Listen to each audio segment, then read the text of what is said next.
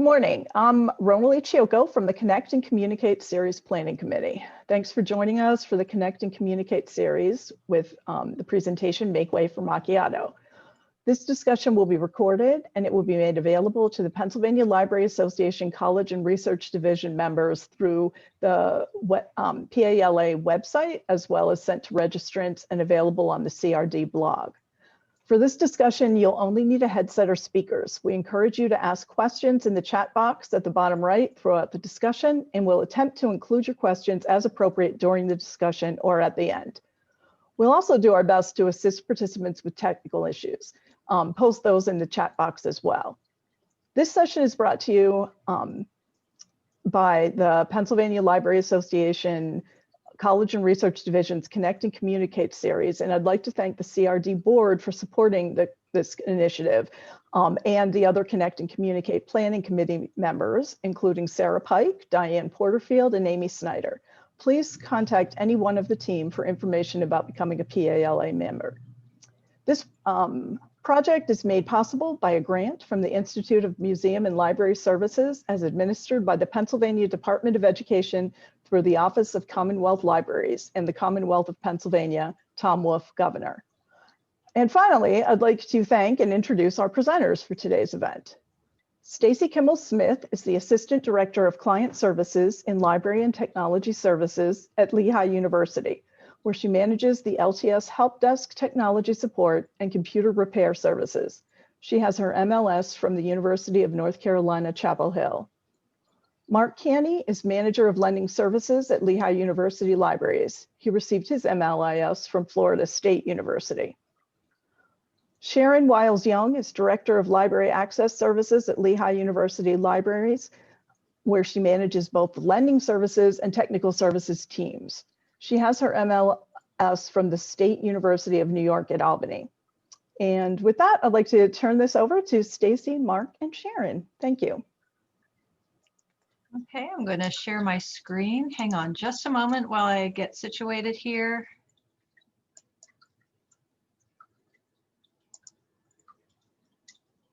All right, can everyone see my screen?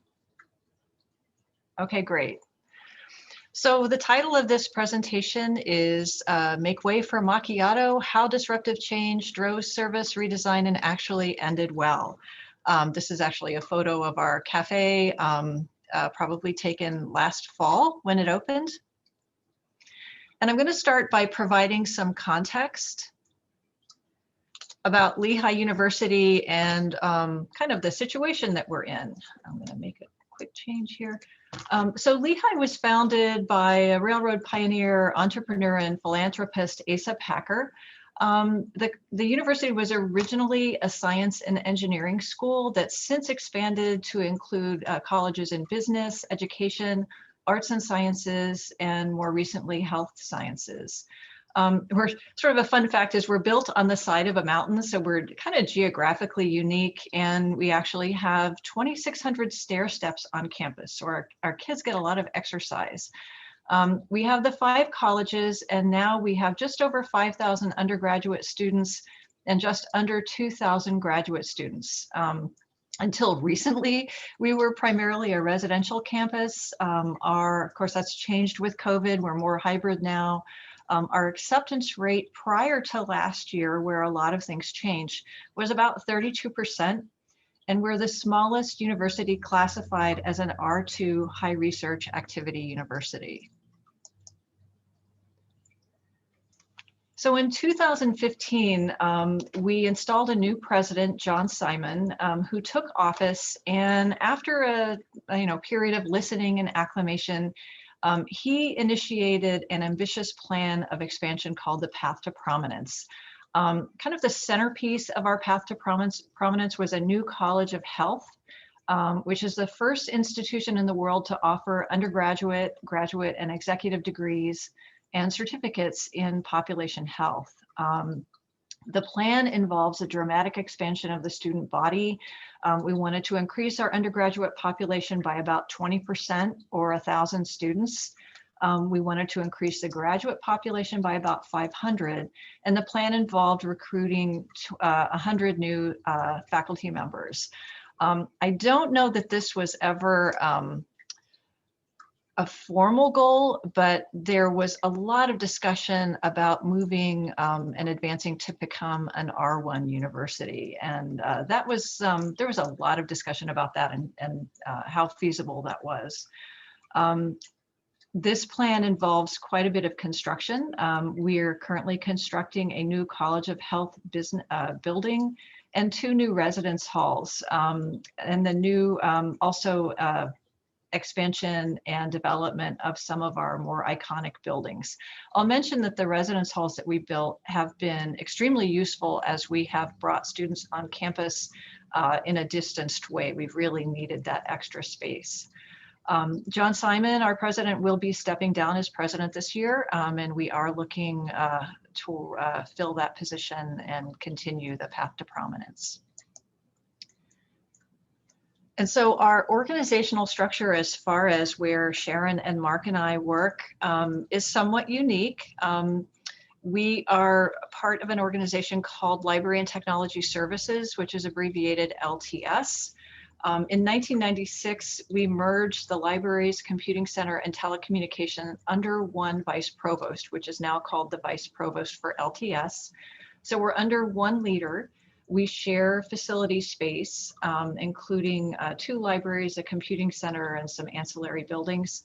Our teams are based around colleges, so that we have college teams which consist of a librarian, or more than one librarian potentially, computing consultants, and instructional technologists who all sort of coalesce around a college and support that college.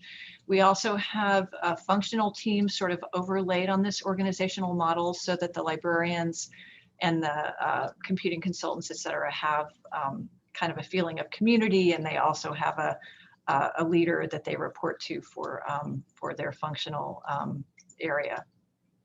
I report to the Chief Technology Officer, and I manage the LTS Help Desk and Computer Repair Services, which is sort of all things technology come into our help desk.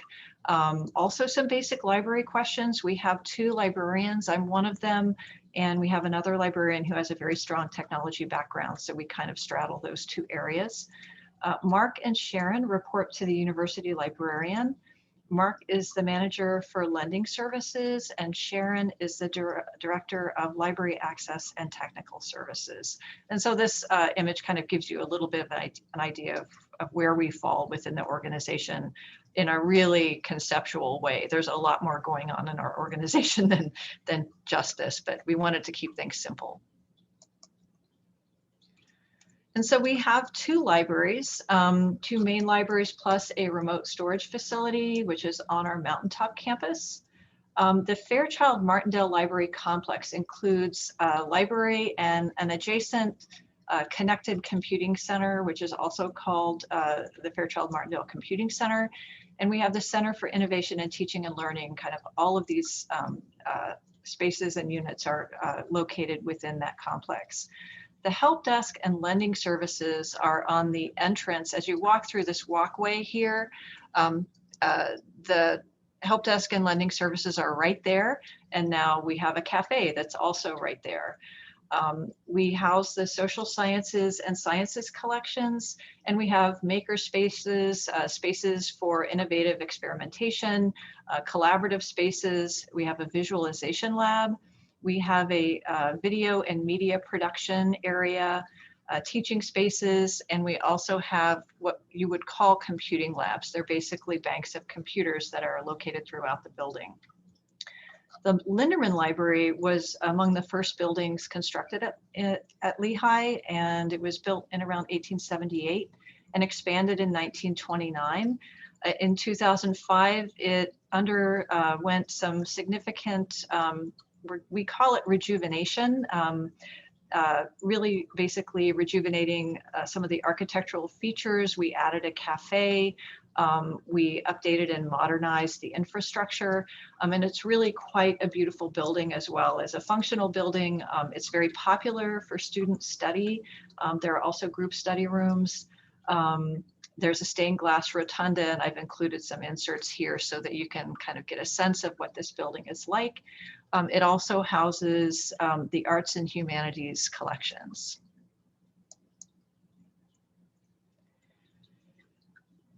And so with Linderman recently rejuvenated, or at least relatively rejuvenated, it was really clear that the Fairchild-Martindale Library needed some love. It was constructed in the 60s and expanded a few years later, but it really hadn't seen a lot of attention, and it wasn't a beautiful space. It was functional, but it really lacked a lot of, it was a very perfunctory kind of place. So LTS leadership believed that the moment was right to develop a vision and a plan to help the Fairchild-Martindale Library align with the path to prominence and really create spaces that inspire and support collaboration and offer maker spaces. And the idea was also to form some partnerships with other areas on campus to bring in ways for students to kind of work collaboratively and creatively. And so we called that plan the FM 2020, and it started in about 2015. So we made gradual transformations under the FM 2020 plan, and those gradual formations were incremental. As Stacy said, we started in 2015, and the changes happened because of the academic calendar we had to pay attention to, and we had to pay attention to budgetary items. So this is how we rolled it in, and the LTS leadership hired Canon Designs to come up with this FM 2020 plan. So they started off by interviewing faculty, staff, and students, and some of our staff to give feedback to the design group, as well as other partners, stakeholders. So they started there, and then they started benchmarking where Fairchild-Martindale Library was vis-a-vis other campuses. And as you can see in this visual, Lehigh, we were high on staff areas and low on student seating. In fact, student seating for high research and university libraries, the benchmark there is that of the student body, you should be able to seat 25% of the student body. And that we figured out at that time was about 315 seats we were behind on. So that was another benchmark that we had to reach. And then our collections took up a lot of space as well. So we'll look at the collections now, and how did we manage to right size the collections and the staff and support.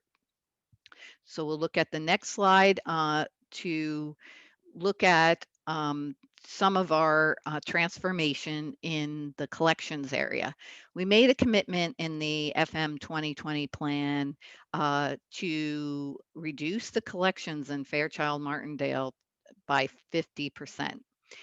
We felt we could do this given our move to electronic collections, digital collections. The availability of the digital collections made us a little bit more comfortable in this area.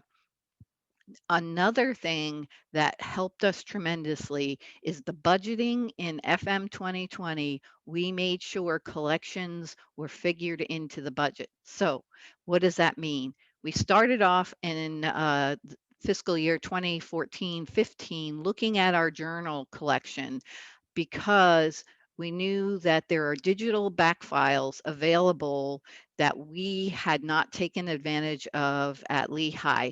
So those digital collections we started purchasing with the FM 2020 budget. And because we could go back to volume 1 digitally, we could start getting rid of some of our science and engineering journals and some of our business journals. So you can see those numbers were high there as we went through our project of withdrawing print as well when we bought the digital back files. So how did we accomplish this for books? Books are a little more difficult than journals, as you all know, and we had never done a withdrawal project at all in the book area mostly. I mean, we had in the journals, but we had never done much in the book area. And we have science and engineering and business. And business, we don't really have a history of business curriculum. So we could start in those areas. But we also talked to the faculty first and foremost to look at annual reviews, long serial monograph sets, and we noticed they were not getting used. And our faculty did admit that they do current literature reviews very differently than they have in the past. So some annual reviews we kept depending on the discipline, but some faculty did admit to us that they never used those books in print. And so we we started there. And then we moved on to a green glass study. We paid out of the budget, FM 2020 budget, for a green glass OCLC study to look at our collections and see where their unique items were in our collection. So we started there. We put the unique items and all the collection, we ran our circulation data against that green glass report for Fairchild-Martindale, and we narrowed down our scope of what we could get rid of. And we looked, we had very strict guidelines on the books. We looked for local content, anything local was kept, faculty authors kept, anything Lehigh was kept. So we were very, very careful in our deaccessioning. And then the last group that went was the government documents. We didn't have time to review each and every government document print that we had. It was a long run, but we had room up in our storage facility that Stacy told you about. We have a storage facility, and we moved those up one summer, all of them, and freed up space in Fairchild and filled up our storage facility. So that's where we are, and that's how we accomplished the 50% deaccessioning. Next slide. So here we are. This is our government document collection. You can see the expanse of those stacks. We got rid of all those stacks when we moved the collection, and we used a local moving company and got that up to our storage facility, and then opened up this floor, and you can see those wonderful windows over there. All the natural light came streaming into the library. So we freed all that up. Next slide. So we had journals and government documents on both sides of this floor, and all those stacks went. And what left was room for collaborative study, group study rooms, and we made on this floor a flexible classroom as well. And then the floor above we emptied as well, and that's mostly group studies and collaborative workspace. So we really freed up a lot of space for seating and for students to work collaboratively. Next slide. Good morning, everyone. As Sharon discussed, our library transformation began several years before the cafe project.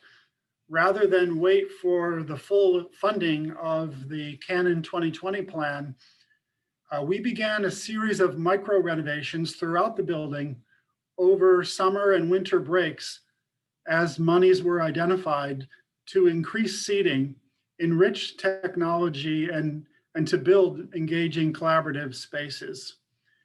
As new furniture was acquired for the new spaces, older furniture was repurposed into former stacks areas. And so gradually our seat counts grew.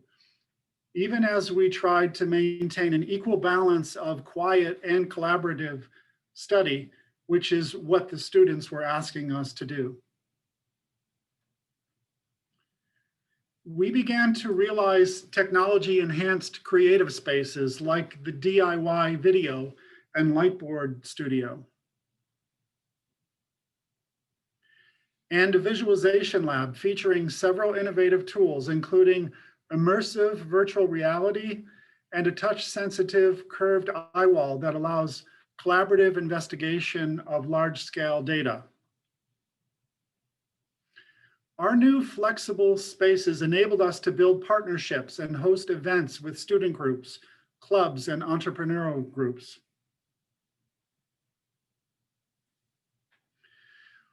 But the spring of 2019 was the key moment in our library space planning, because the on-again, off-again cafe proposal was suddenly greenlighted.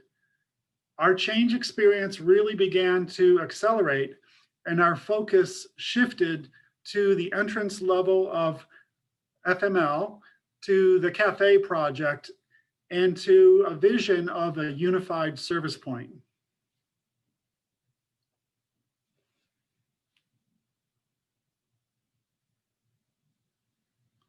You're muted, Stacy.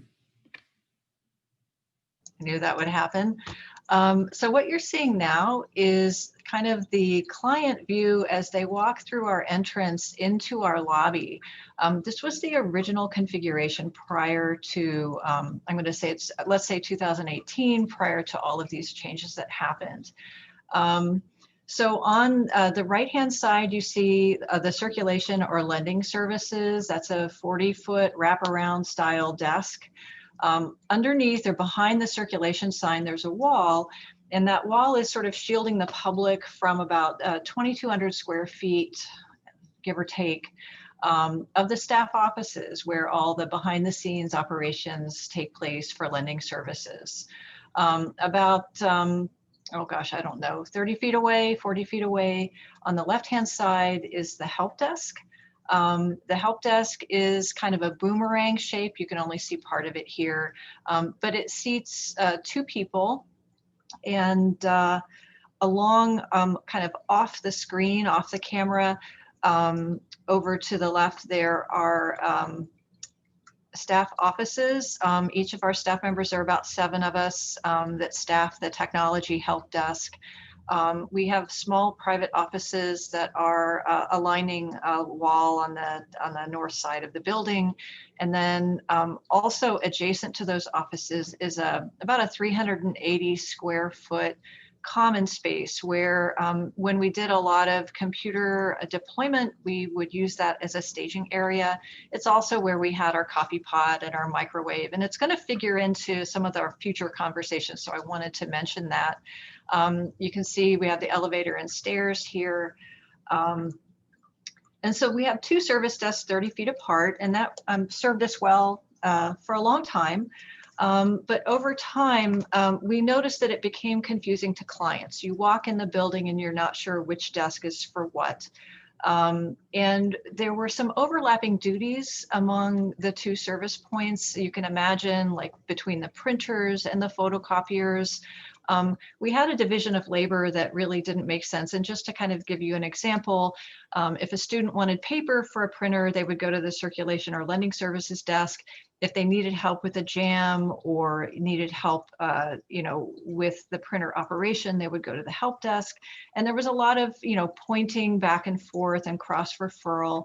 And it led to some mild tension between our 2 teams. Not really interpersonal conflicts so much as a design that just made things a little too fuzzy. It just wasn't something that worked really well. The other thing that happened over the course of about 20 years, I mean, you can imagine 20 or 30 years ago, how much space we needed for reserves, for paper, for much larger pieces of equipment, for photocopiers. And over time, we've really found that our space needs have diminished, but we're still occupying fairly large footprints that maybe could be reallocated somewhere else. And so that's kind of where we were with our configuration. So the cafe idea. At Lehigh, we had, as Stacy mentioned before, a lot of experience with cafes. We've had Sodexo is our food services, and they run the cafes around campus. And we had a very successful cafe in Linderman Library when we did the renovation up there.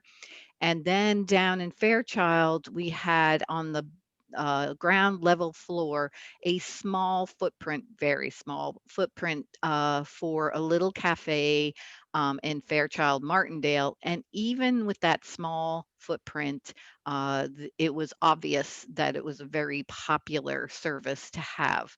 So the FM 2020 plan wanted to move the cafe up to the main level or the main floor. So where would that footprint be? And of course, they wanted a larger footprint than down at on the ground floor that they had before. So that area, as you see on the slide, is the original lending services office area. So that's where they put the cafe and planned for 40 seats in that cafe. And outside those windows, and those windows were all constructed as well. Those windows were not there when we were in the lending service office area. So they constructed the windows, and outside those windows are outdoor tables for the warmer weather that you can sit out there. So where did lending services go? And that will tell you more of that story, but we had the merger of the desk. And what was amazing is we didn't get the green light for this cafe and merger construction till late in the year, and we had to go by May. So this could be finished and we could be into the desk and the cafe at the beginning of the fall semester in August. So it was a very tough timeline.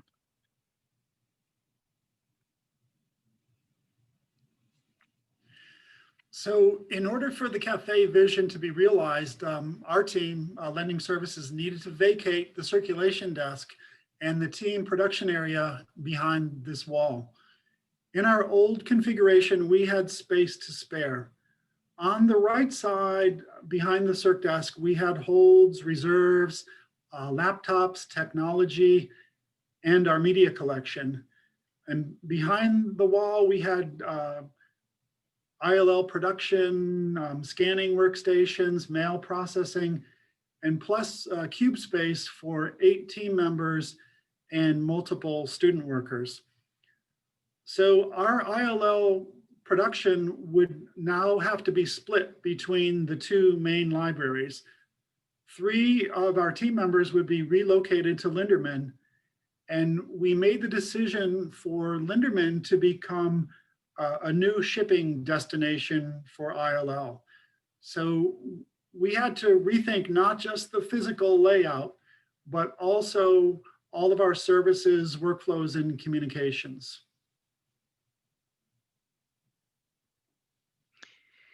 So this view is the new view.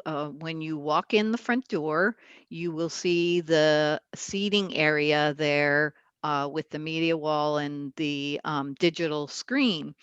This has been very helpful for us to get this digital screen because we've been wanting to market our resources, market events, and this has been a very welcome change. And the nice sitting lounge area is a nice place for students to regroup, meet, and either go into the cafe or on up to where they want to study together.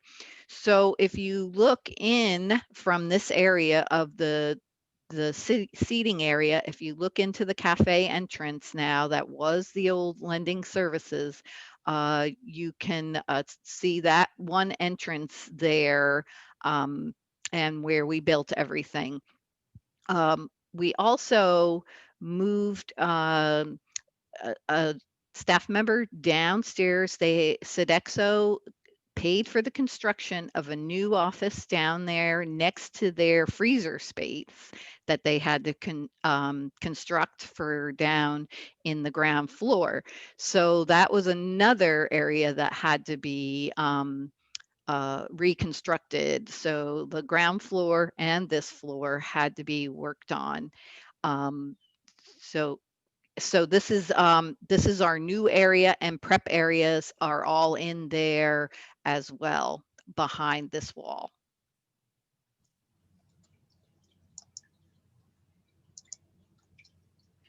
So now we'll talk about our renovation experience and how we adapted our services.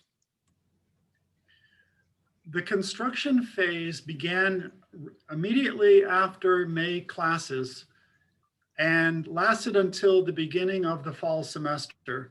A temporary wall was erected around the construction zone, and we attempted on the same floor to keep our library open, to maintain services, and while minimizing the impact upon researchers. Some staff were able to move directly into new spaces, but most of us had to move first into temporary spaces and then only into new offices in the fall when construction was completed. A makeshift service point was set up, but then moved several times during construction. And we also continued the process of rethinking our ILL pickup and delivery patterns to reflect our new locations.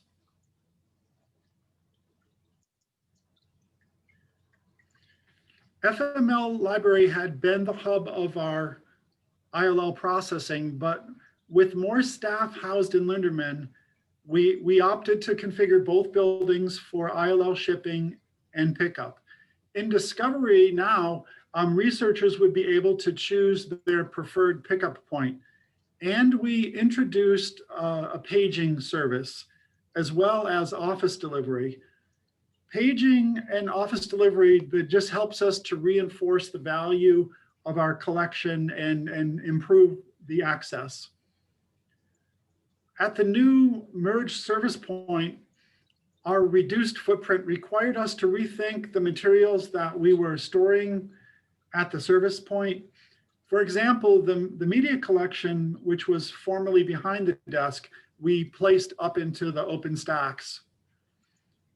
The unified service desk required from lending services, new training workflows, but also an awareness of help desk and their processes. And it required us to use our student workers in a better, more efficient way to minimize the materials that we were keeping behind the desk and really to keep our beautiful new service point lean and clean.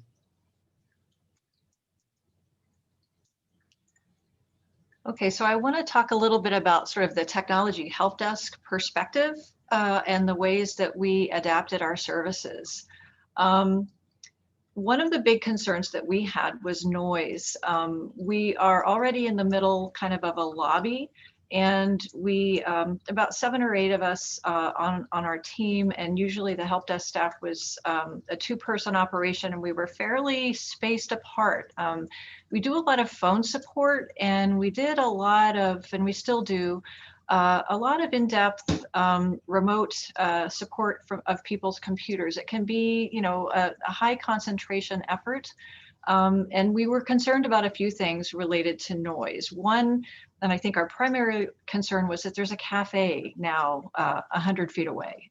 And cafes can have their own sort of ambient noise, and we were concerned about that. We were also concerned about having more people in a smaller space. The footprint of the desk wasn't going to be markedly different, and we were going from 2 people to at least 3 or 4.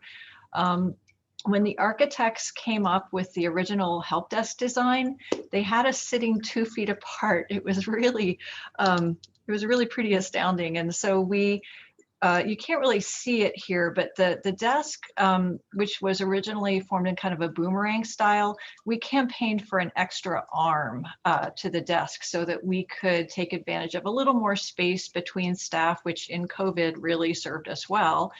Turned out to be a prescient decision. And so the design of the desk really helped with the space concerns and the noise concerns. We were kind of a lean and mean operation. We tried to kind of minimize paper. We did a lot electronically. We also had concerns with the staff moves. We had the advantage, as lending services did, of having our whole team together. And for the help desk with tech support, everyone had a different area of expertise, and it was greatly to our advantage to be able to access our team members to get help with, say, a Linux question or a troubling, wireless support question. We could go directly to the expert. Several of my staff needed to relocate from a private office to a busy cube farm in an adjacent building. So I was surprised at how readily my team accepted that change. They were really great sports about it, and I was really glad about that. So we were doing really well in our planning, and in leadership's enthusiasm for the idea of a consolidated desk, they decided at the last minute to add yet another service point to the mix. There is a student technology repair service. It's a very small operation down in our computing center, staffed by students and managed by one of my coworkers. They work primarily on kind of more hardware related issues, along with our computer repair service, which is really a behind the scenes service. And leadership decided to move this student repair service called STARS up into the main floor along with everything else. Originally, they wanted the STARS service to be right at this primary service point here. We were able to convince them that for security reasons, to maintain the security of laptops that people were working on, we needed to be in a locked office. The locked office turned out to be what used to be this common space that the help desk had where we did computer staging. This space became lending services storage originally. We were going to allocate it all to lending services storage. Now we had to incorporate this STARS help desk with at least one student seated in a service point situation. And we were able to do it, but it was just another wrinkle in an already fairly crowded planning process. So that's kind of the help desk perspective on how we adapted our services. And here you can see an artist's rendering of the desk, and you can see the extra arm that we campaigned for. I think that the thing that I want to emphasize in this slide is that while the primary driver for all of this was really adding the cafe, it was a great opportunity to rethink our services and our general helping services on the floor of our main library. By co-locating the services, we were able to create efficiencies. We certainly made better use of space. We were able to expand student seating dramatically. We also were able to make better use of staff. We're now combining, or at least co-locating these two services. And we were able to, in the process of doing all this, we were able to promote one of the lending services staff members who had a good technology background. We cross-trained him and he received a promotion. We're in the process of doing the same thing for another lending services staff member. We were also able to extend our service hours, and essentially we made much better use of the staff we have. It's a much more cohesive type of service point now. In the process of planning for this co-location, we engaged HR. One of the HR trainers came and led a team building session with us, and she made some recommendations for helping our teams work better together. And so long-term, we're looking at integrating job duties. Right now, we're really kind of co-located in most respects, but integrated and working toward more integration. But it's going to be a journey for us. You'll also see in the artist rendering here that in one of the iterations of our planning, we had the help desk and the circulation or lending services desk sort of bifurcated. Leadership decided that they wanted us to have one unified presence called the help desk. And the way that we've made this work is, as much as possible, we try to present to the client, the help desk is one location to get help.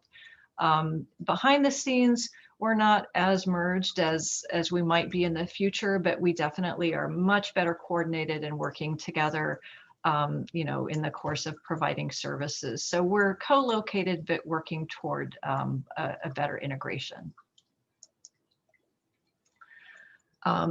During the construction, we had some ideas about how that was going to happen. We thought we were pretty ready for the construction. We were asked to maintain continuity of services during the construction. And of course, the best laid plans don't always go the way you hope they would. We had this construction site about 30 or 40 feet away from our operating services. Noise was definitely a challenge. They were tearing up the floor. They were jackhammering. You know, so we had that challenge. We also had an issue that we didn't really anticipate. Our building lighting, all of the controls for our building lighting were actually located in the construction area. And I think we may have thought that we could just kind of slip in and turn on the lights. When they tore up the floor, it became quite treacherous, and it took us a little bit to figure out that staff were actually navigating into that space trying to manage the lighting, and we had to come up with an alternate way to deal with that. We also, as Mark mentioned, we had a lack of space, so that we had to, my husband's coming in, so I want to make sure that he knows I'm doing a presentation, so that we had to move twice, and we actually had even one more unplanned move, and that was because there was some jackhammering going on. And while they had barriers set up and they had an elaborate sort of air handling system, there was a fault in the barrier that they had erected to contain dust. And one morning in early July, we came in and the dust was everywhere. So in a kind of an emergency mode, we had to move our help desk operation, which was already a newly merged sort of temporary configuration. We had to move one floor up. And we had to do it very quickly. We had to engage our telecommunications office to get emergency wiring and networking set up. We had to move all of the lending services materials. And that was affected very rapidly, and we stayed there in July and August until the new desk was installed. And ironically, we were now situated directly over the construction, so noise was still a problem. So it had its challenges. This image here on the right is a big poster that we put up directing people who came in the library to come up to the 5th floor or the floor above. So if you're thinking of redoing spaces and services, I have some takeaways for you and thoughts on your planning. Next, the cafe is near service point, as Stacy and Mark have told you, right? So we had to be very careful to think about noise and aromas. Both issues are issues. Luckily, the walls the cafe is behind seems to contain the noise quite well. The only time the noise starts coming out to our main gathering spot there where you saw us in the lounge and near the desk is when lines form. That's how popular this cafe is. So they're working on that.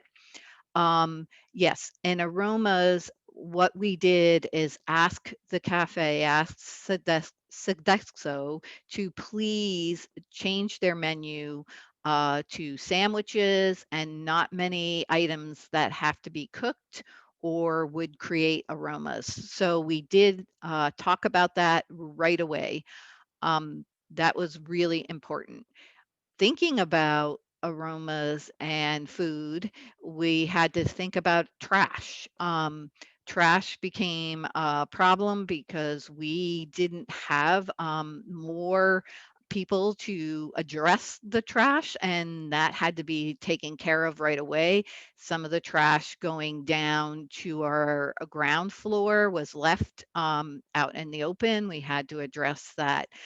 We also, as I just talked to you about, to go up and down from the ground floor to the cafe, we had to share that elevator now. So collections people, our service lending services, our students had to share that elevator with the cafe, and that put stress on our infrastructure for sure. Restrooms had to be constructed as well as part of this project. When you have a cafe, you need restrooms there. And that also takes more cleaning and another point that had to be addressed in our cleaning of the building with trash and the restrooms. So noise, aromas, think about all of those kinds of things and your elevator and how the Sodexo is going to get the food from the ground floor, their freezers in the ground floor up to the cafe. Another little hint, when they constructed, Sodexo constructed the freezer space, they constructed one of our staff offices down on the ground floor that we're using for ILL. And we didn't realize how big the freezer room was going to be. So that ILL office got a little shortchanged. So that's another thing to think about and make sure you have um, definitely the floor plans looked at critically there and what will change. Also, we had there's two entrances to the cafe, and we had to have security gates on both of those entrances. And that's not a problem. We could put them in, but it would have been wonderful if we had those security gates installed when they had, as Stacy reminded us, that they jackhammered the floor. That would have been wonderful to put those gates with all the electric and what they needed under the floor. They would work better, and we're really struggling with some of the maintenance of those gates right now. So that's another little hint. And finally, I would say Sodexo was wonderful in paying for most of the construction of the help desk, the new offices, what we needed in Fairchild. But long term, you should really consider negotiating for the share of profits. The amount of money this cafe is making is amazing, and it would just be nice if we had a share of some of those profits. Next.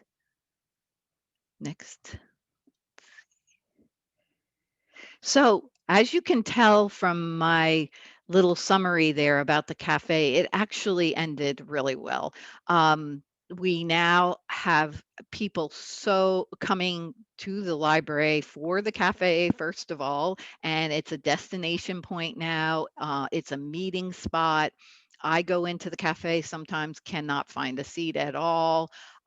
There's long lines, and we heard from the serving staff and Sodexo saying that they're thinking of adding another cash register to deal with the amount of service they are getting. Our library gates counts are up, and the disruption now with the wall and everything is minimal. So we're really happy about that, and aromas as well. So the library space, as you could see from some of our visuals, we have used our space more efficiently. And we've taken some office space out as well. That was in our original benchmark. And Fairchild is, as I said, a destination now for students. Service-wise, you heard from Mark that we changed some of our shipping locations for ILL and paging. So now we have pickup in both buildings. So if there are faculty who would prefer to pick up, or students pick up in Linderman up the hill, they can do it there, or they can do it in Fairchild. So that has added a real convenience to our users. The paging and delivery service was so helpful. We had that in place, and it has helped us tremendously with our curbside delivery during the COVID times. So paging was all in place, thank goodness, so we could roll that out to curbside delivery. And of course, the one-stop shopping, when you come in that main door now, you know that that's the desk you need to go to ask questions. So wonderful customer service as well.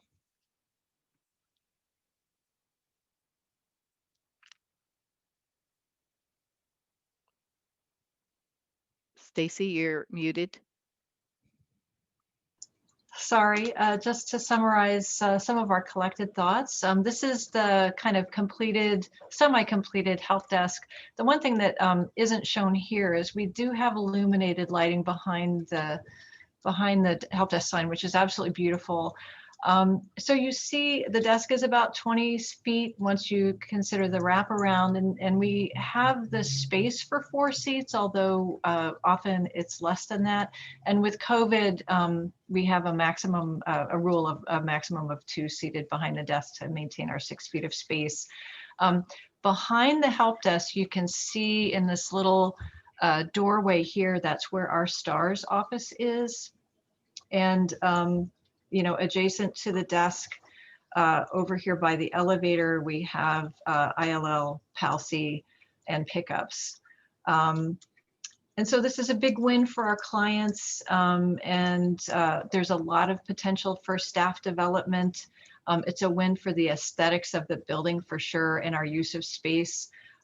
We're no longer the unattractive library, which is, you know, it's a wonderful space to work in, and clearly the cafe is a win as well.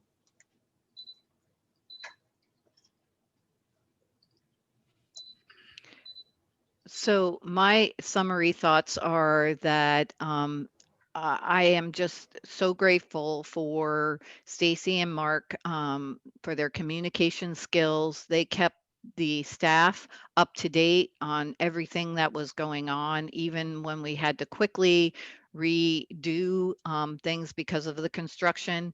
They kept the staff in the loop, and they had good conversations with their staff. The flexibility of our staff, we've gone through many changes, but this was a very interesting change, and they were very flexible throughout the construction and throughout our discussions with HR and all of those issues that come up. Opportunity, I see it as an opportunity now that we've dealt with the construction, architecture, offices, kind of our service model, and our staff where they're located. Now that that's all settled down, it's time now to think about how we can work together, how we can learn from each other, and give opportunity to our staff. And from a lending services perspective, our takeaways, Change, of course, is a key driver for innovation and improvement. And you should look for what are the opportunities with the change to do maybe something new, some new services. But with change, it's great to have sufficient lead time and not everything kind of coming at once, which sort of happened in this case. To prepare for change, it's so important to understand your services and especially your technological configuration in order to be able to adjust them appropriately. We really embrace our technologists, our technology team, because they are just so key to helping us maintain our configuration, but also our communication with our researchers. And then lastly, lesson learned is just to be as flexible as possible. This whole project was predicated on the desire for increasing seat density and high gate counts, but this last year's experience caused us to kind of reverse course and actually value the physical spacing and the occupancy limits that we needed to observe under COVID.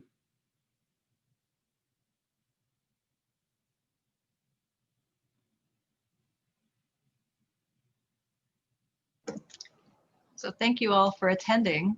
Do we have time for questions?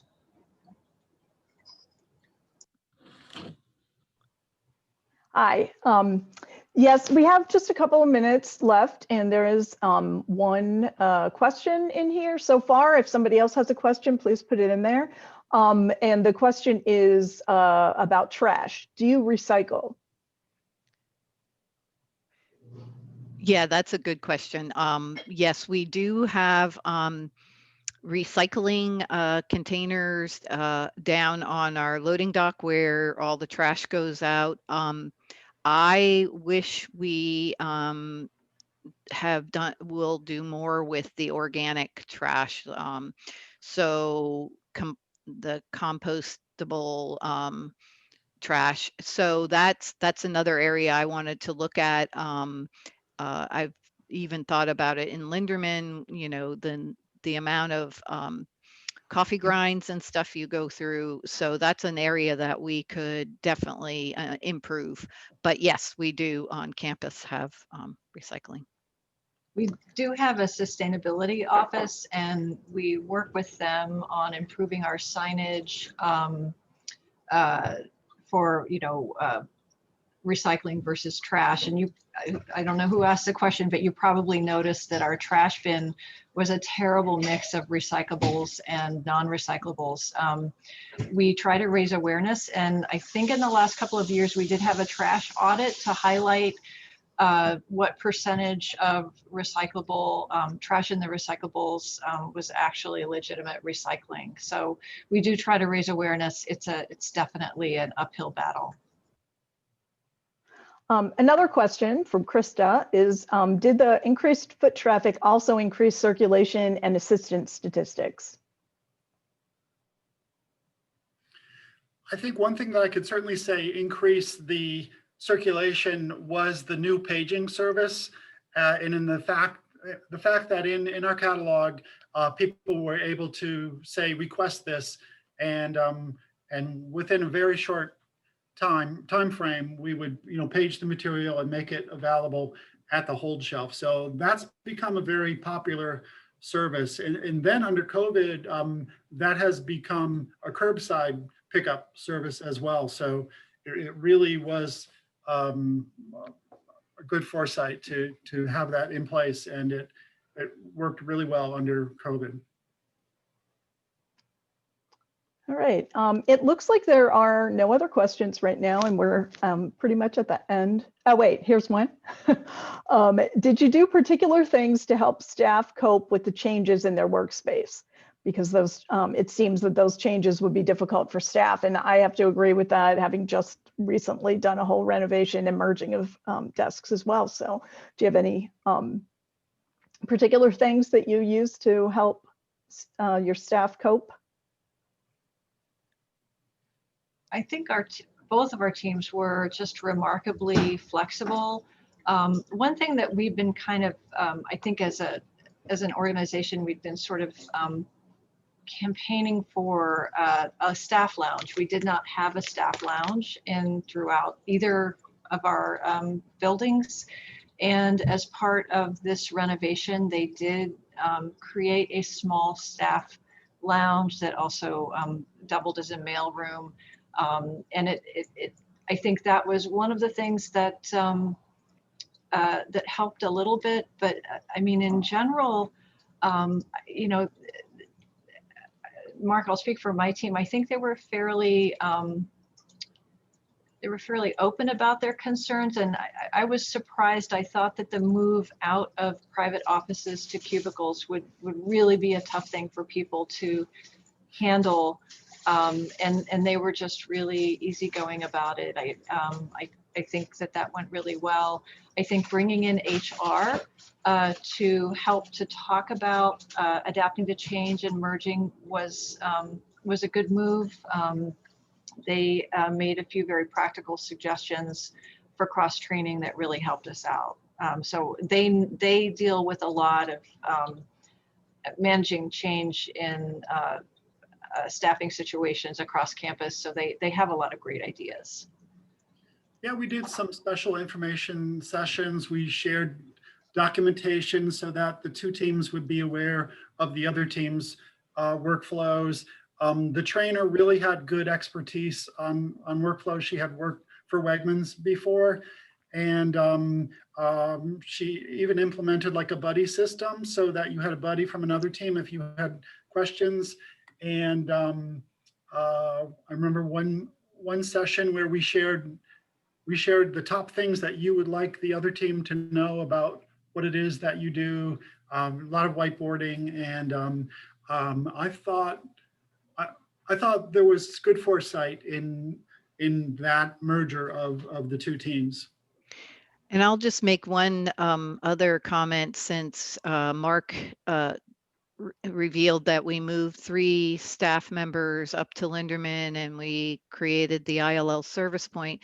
The tech services team was amazing at reworking their staff so it would make room for those 3 other staff to come into a whole office and share that office. The 3 staff share that one office, but the tech services team made that available in Linderman as well. So very good flexibility all the way around in our organization. Great. Thank you. I'd like to thank everybody for joining us today, and thank Stacy, Mark, and Sharon for sharing their experience with us and presenting. I hope everyone will take a few moments to complete our survey and let us know your thoughts about the presentation today and about our programming in general. The link for the survey is in the chat box right now. And as a reminder, the recording of this presentation will be available to PALA members early next week through the PALA website. If you're not a PALA member and you are interested in becoming a member, please feel free to email me and I'll have the appropriate person contact you. I also invite you to contact me with your suggestions for future discussions and presentations, and I most definitely invite you to contact me if you would like to present. So have a great afternoon.